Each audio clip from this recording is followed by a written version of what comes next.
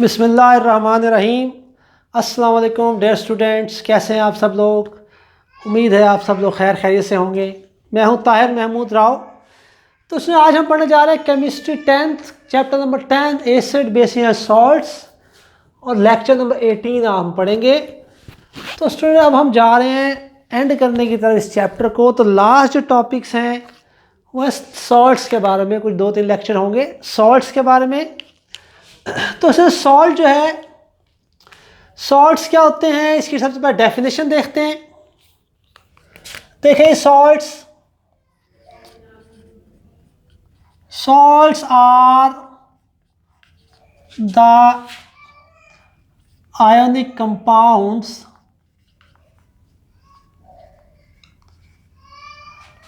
Salts क्या होते हैं, आयनिक कंपाउंड्स होते हैं स्टूडेंट्स। जनरली आमतौर पे formed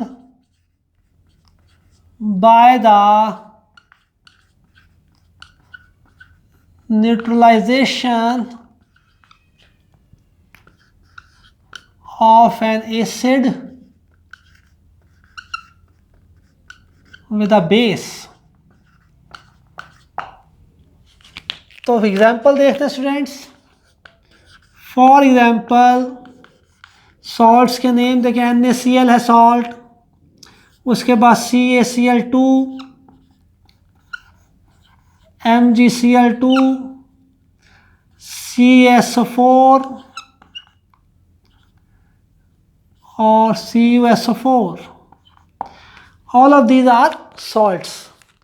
तो जो सॉल्ट की डेफिनेशन में दो बातें समझने वाली। नंबर 1, जितने भी सॉल्ट्स हैं सारे के सारे सॉल्ट्स क्या हैं, आयोनिक कंपाउंड्स हैं। आयोनिक कंपाउंड्स ऐसे कंपाउंड जिनकी फॉर्मेशन में कौन इन्वॉल्व होता है, आयोनिक बॉन्ड इन्वॉल्व होता है। आयोनिक बॉन्ड यानी जब दो एटम्स के दरमियान दो एटम्स इस तरह जुड़े कि उन एटम्स के दरमियान आयोनिक बॉन्ड बने। क्या बने, आयोनिक बॉन्ड। और आयोनिक बॉन्ड क्या होता है स्टूडेंट्स, हम 9th क्लास में पढ़ आए हैं। ऐसा bond, the bond which is formed, ऐसा बॉन्ड जो कि बनता है through the because of complete transfer of electron from one atom to another atom। यानी जब एक एटम अपना पूरा इलेक्ट्रॉन या कुछ इलेक्ट्रॉन्स दूसरे एटम को दे दे तो वो जो बॉन्ड बनता है, वो जो दोस्ती हो जाती है उनकी, उस दोस्ती का नाम है आयनिक बॉन्ड। तो स्टूडेंट्स, तो एटम्स के दरमियान अगर आयोनिक बॉन्ड बनेगा तो जो कंपाउंड बनेगा उसे कहेंगे ionic compound. For example NaCl। अब NaCl में क्या करता है, सोडियम पूरा इलेक्ट्रॉन क्लोरीन को दे देता है तो क्या बन जाता है NaCl। तो NaCl के अंदर क्या है, आयोनिक बॉन्ड है, तो that's why it is ionic compound. तो सारे आयोनिक कंपाउंड्स हैं, जितने भी सॉल्ट्स होते हैं वो आयोनिक कंपाउंड्स होते हैं, आयोनिक बॉन्ड की वजह से बनते हैं। क्या जनरली फॉर्म, और जो सॉल्ट्स होते हैं कैसे बनते हैं, by the neutralisation of an acid with a base. जब एसिड जो है वो बेस के साथ रिएक्शन करे और वो एसिड और बेस एक दूसरे को न्यूट्रलाइज कर दें तो हमारे पास सॉल्ट बनता है स्टूडेंट्स। फॉर एग्जांपल स्टूडेंट्स, मिसाल के तौर पे देखें HCl प्लस NaOH। तो देखिए HCl क्या था, एसिड है, और NaOH क्या है, बेस है। अब एसिड और बेस का रिएक्शन हुआ तो क्या बना, salt. Salt is NaCl plus H2O is water। तो this is salt NaCl और this is water। तो सुनिए, देखिए इसमें एसिड HCl, बेस NaOH, इनका रिएक्शन हुआ, इन्होंने एक दूसरे को न्यूट्रलाइज किया। न्यूट्रलाइज कैसे किया, अब देखिए जो एसिड होता है, एसिड में जो एसिडिक करैक्टर होता है वो because of H positive ions की वजह से होता है, और बेस के अंदर जो बेसिक करैक्टर होता है वो because of OH negative ions की वजह से होगा। तो क्या होता है, H positive ions OH negative ions के साथ कंबाइन होते हैं और क्या बन जाता है, H2O। तो इसका मतलब है ये एसिडिक करैक्टर खत्म, इसका बेसिक करैक्टर खत्म, क्या बन गया, वाटर बन गया। तो बाकी चीज़ें बच जाती है, Na और Cl जुड़ेंगे तो क्या बन जाएगा, NaCl। तो सॉल्ट एंड जब वाटर बन जाता है तो सॉल्ट और वाटर बनने का मतलब है अब एसिड और बेस जो है इनका एसिडिक और बेसिक करैक्टर खत्म, एसिड और बेसिस खत्म हो गए और एक नई चीज़ बन गई सॉल्ट एंड वाटर। तो क्या होता है स्टूडेंट, जब सॉल्ट बनते हैं तो एसिड और बेसिस एक दूसरे का इस तरह रिएक्शन करते हैं कि ये एक दूसरे को न्यूट्रलाइज कर देते हैं। तो क्लियर हो गया student definition. Salts are ionic compound generally formed by the neutralisation of acid with a base. उसके बाद उसकी कंपोजिशन देखते हैं स्टूडेंट्स। तो सॉल्ट्स में स्टूडेंट दो आयन इन्वॉल्व होते हैं, एक होता है कैटायन और एक होता है एनायन। दो चीजें, पॉजिटिव आयन यानी कैटायन इन्वॉल्व होता है फॉर्मेशन ऑफ सॉल्ट में। या देखिए Na पॉजिटिव Cl नेगेटिव, तो NaCl में देखें एक कैटायन इन्वॉल्व है, एक एनायन इन्वॉल्व है। तो पॉजिटिव आयन और नेगेटिव आयन इन्वॉल्व होते हैं in the formation of salt. तो अब स्टूडेंट्स कंपोजिशन में हम ये चीज़ देखेंगे, इनके और भी नाम हैं, ठीक है। यानी जो कैटायंस होते हैं, एक तो ये आपको क्लियर होनी चाहिए बात, कैटायंस जो होते हैं वो मेटेलिक होते हैं। Cations are generally metallic ions, और कैटायंस को हम बेसिक रेडिकल्स भी कहते हैं। क्या कहते हैं? Basic radicals. उसके बाद जो एनायंस होते हैं, एनायंस जो है इनका एक और नाम है, इनको हम एसिड रेडिकल भी कहते हैं। क्या कहते हैं? Acid radical. तो अब ये नाम इसको ऐसा क्यों कहते हैं? Why cations are called basic radicals, why anions are called acidic radicals. तो सो उसके लिए एग्जांपल देखें, दोबारा से एग्जांपल की तरफ आ जाएं। अब देखिए HCl है और NaOH है, क्या बन गया? NaCl and water. तो ये सॉल्ट बना, सॉल्ट एंड वाटर। तो जो सॉल्ट है, सॉल्ट में एक पॉजिटिव आयन है कैटायन, एक है नेगेटिव आयन एनायन। तो ये पॉजिटिव आयन जो है, पहली बात, ये जो पॉजिटिव आयन है Na positive, it is metallic ion because sodium Na जो है एक मेटल है। तो सॉल्ट के अंदर जो पॉजिटिव आयन होता है, जो कैटायन होता है, वो मेटेलिक होता है। तो कैटायन को हम मेटेलिक आयन भी कहते हैं in the case of salt. दूसरी बात, ये कहाँ से आया जी? ड्राइव कहाँ से हुआ है? जो कैटायन है drive from a base, drive from a base. देखिए स्टूडेंट्स, बेस से आ रहा है। कैटायन कहाँ से आया? बेस से आया। तो cation drive from a base, that's why cation is also called basic radical. On the other hand, ये जो एनायन है, anion is drive from N acid, anion is derived from N acid. देखिए Cl negative कहाँ से आया है? Acid से आया। HCl क्या? एसिड है, तो एसिड से आया Cl। तो that's why anion is also called acid radical. तो कैटायंस को, पॉजिटिव आयंस को बेसिक रेडिकल कहते हैं और एनायंस को एसिड रेडिकल कहते हैं। तो ये आप कंपोजिशन भी याद करेंगे, इनके डिफरेंट नेम्स, कौन कौन सी चीज़ें इन्वॉल्व होती हैं। कैटायन इन्वॉल्व है और एनायन, और इनके डिफरेंट नेम्स ये आप याद करेंगे। ये एग्जाम्पल भी आप इसको अच्छी तरह देखेंगे कॉन्सेप्ट पॉइंट ऑफ व्यू से, कॉन्सेप्चुअल पॉइंट ऑफ व्यू से। उसके बाद नेमिंग, सॉल्ट्स को नेम कैसे देते हैं हम, ठीक है। तो बहुत इंपॉर्टेंट बात, तो कह रहा है सॉल्ट गेट्स इट्स नेम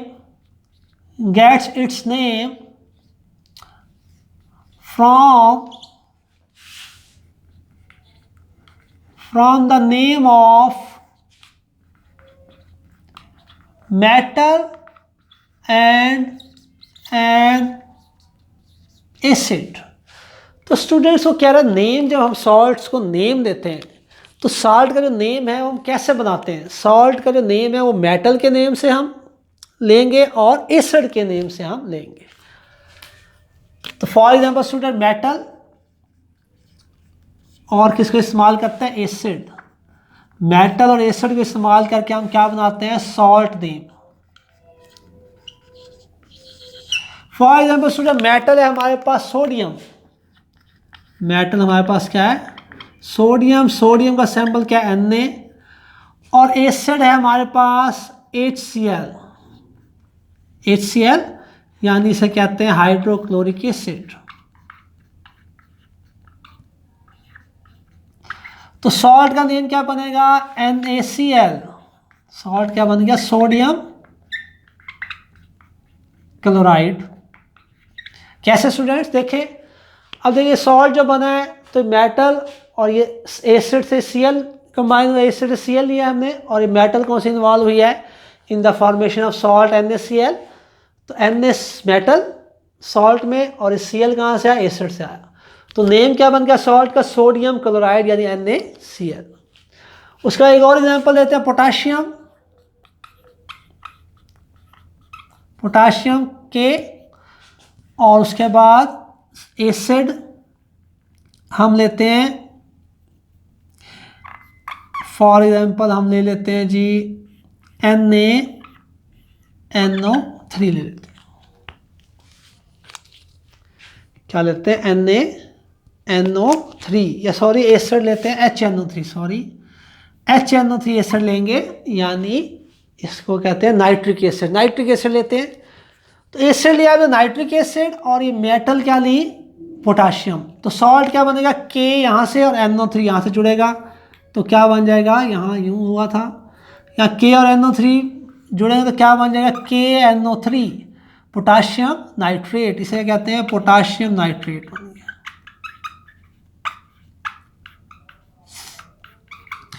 तो उसमें ये सॉल्ट बन गया पोटाशियम नाइट्रेट। यानी आसान लफ्ज़ों में सॉल्ट का वगैरह जो नेमिंग होती है, सॉल्ट बनते कैसे हैं, सॉल्ट जब बनते हैं तो उसमें जो है मेटल इन्वॉल्व होती हैं और एसिड का पोर्शन इन्वॉल्व होता है। तो मेटल और एसिड का कुछ पोर्शन इन्वॉल्व होता है तो सॉल्ट बनते हैं, और सॉल्ट के नेम्स में एसिड से कुछ हिस्सा होता है, बाकी मेटल होती है। तो ये आपका बहुत अहम शॉर्ट क्वेश्चन स्टूडेंट हो गया।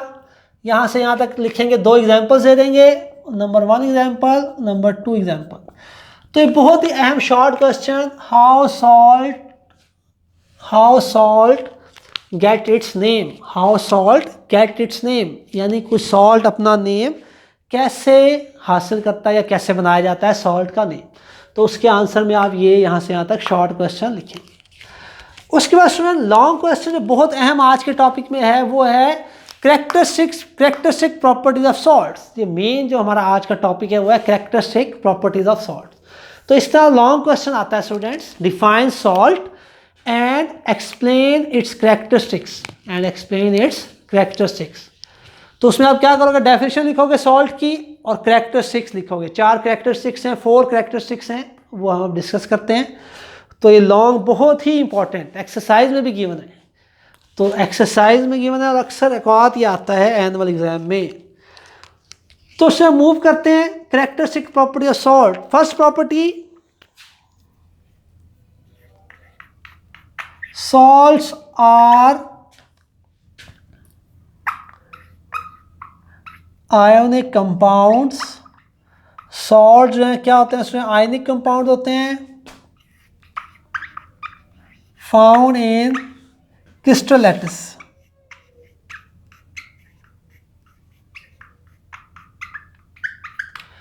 ठीक है, जितने भी सॉल्ट्स हैं सारे आयनिक कंपाउंड्स हैं, हमें पता है, और क्रिस्टल लैटिस की फॉर्म में ये एग्जिस्ट करते हैं सॉल्ट्स।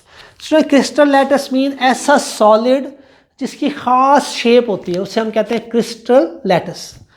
तो क्रिस्टल लैटिस की फॉर्म में होते हैं जितने भी सॉल्ट्स हैं। तो देखने में तो ऐसे ही लगता, अब देखने में जैसे सॉल्ट नमक है NaCl, देखने में तो ऐसे पाउडर लगता है, वाइट कलर का पाउडर। तो लेकिन अगर आप उसको माइक्रोस्कोप से स्टडी करें, माइक्रोस्कोप से, तो उसकी सॉल्ट की ख़ास शेप होती है, एक ख़ास पैटर्न होता है। उस पैटर्न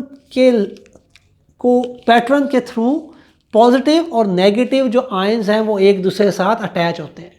पॉजिटिव आयंस को नेगेटिव आयंस ने सराउंड किया होता है और नेगेटिव आयंस को पॉजिटिव आयंस ने सराउंड किया होता है।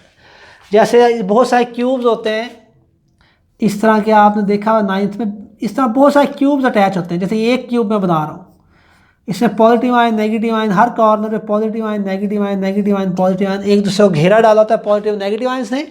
तो इस तरह के बहुत सारे क्यूब्स जुड़े होते हैं जब आप स्ट्रक्चर देखते हैं NaCl का, माइक्रोस्कोपिक स्ट्रक्चर देखते हैं।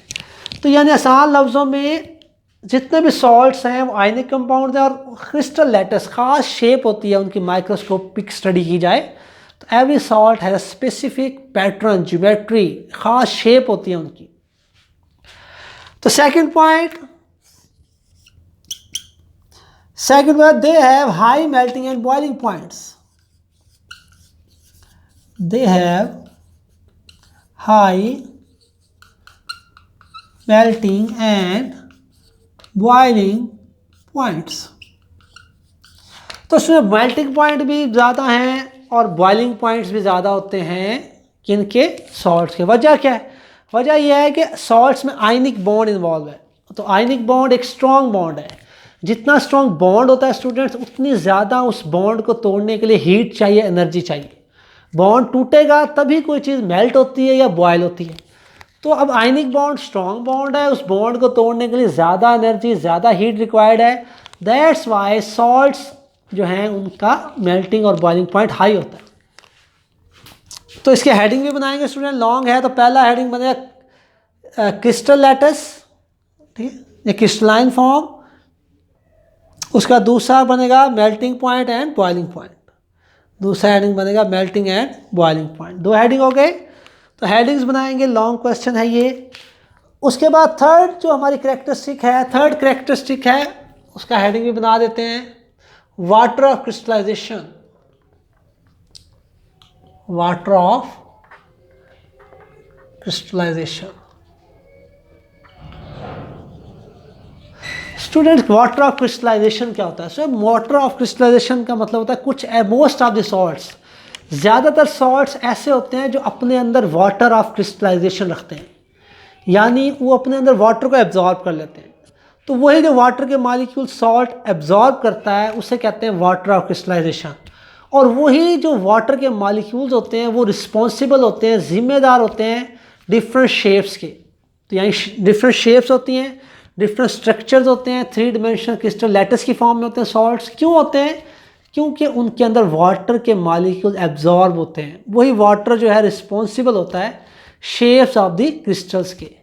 तो वो जो वाटर होता है उसे कहते हैं वाटर ऑफ क्रिस्टलाइजेशन। क्या कहते हैं? वाटर ऑफ क्रिस्टलाइजेशन, यानी ऐसा वाटर जो रिस्पॉन्सिबल है क्रिस्टलाइजेशन के लिए, यानी जिसकी वजह से क्रिस्टल्स बन गए सॉल्ट के, तो उसे कहते हैं वाटर ऑफ क्रिस्टलाइजेशन।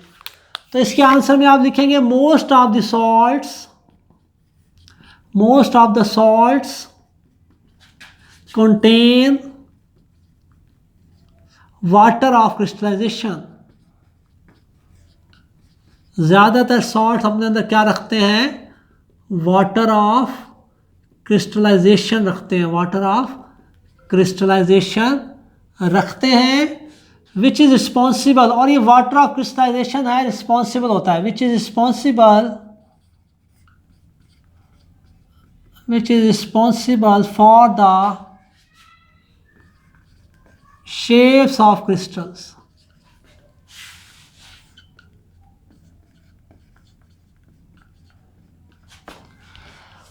तो क्लियर है student? Most of the salts, ज़्यादातर जो सॉल्ट्स हैं कंटेन रखते हैं वाटर ऑफ क्रिस्टलाइजेशन रखते हैं अपने अंदर, विच इज़ रिस्पॉन्सिबल, जो कि वाटर ऑफ क्रिस्टलाइजेशन जो है वो जिम्मेदार होता है, रिस्पॉन्सिबल होता है for the shapes of the crystals. Crystal की शेप्स जो है उसी वाटर की वजह से बनती है जो वो एब्जॉर्ब करते हैं। उसके बाद number of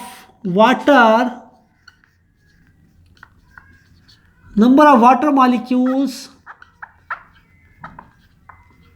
are specific for each salt.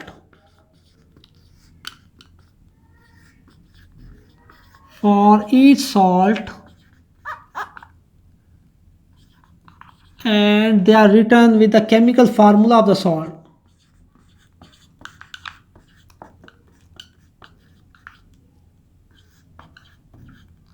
They are written with the chemical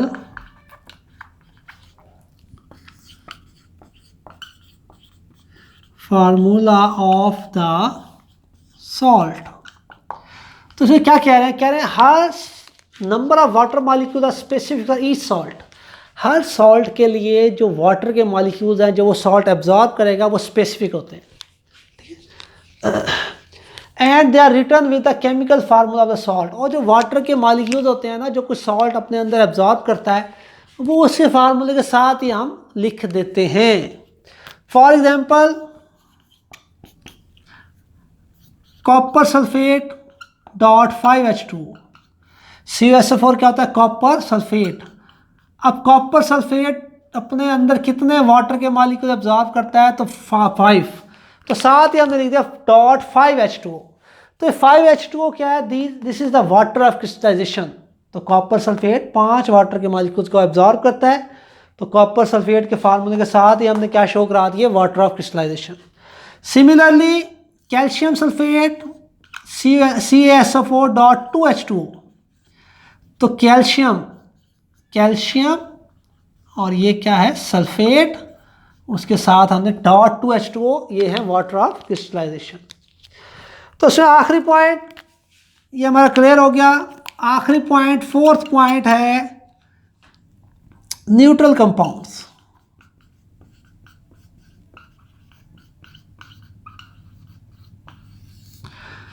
तो इसमें वो कह रहा है सॉल्ट्स आर न्यूट्रल कंपाउंड्स। आखिरी पॉइंट, सॉल्ट्स आर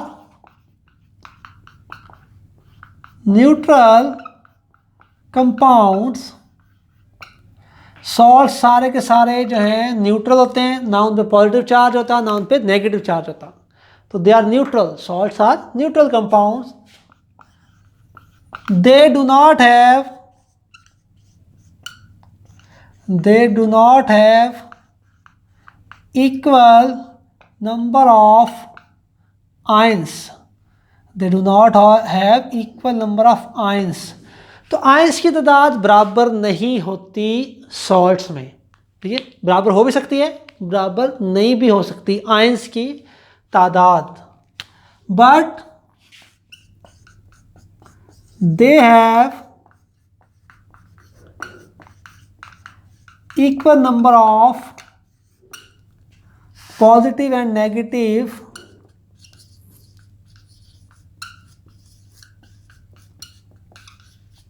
चार्जेस।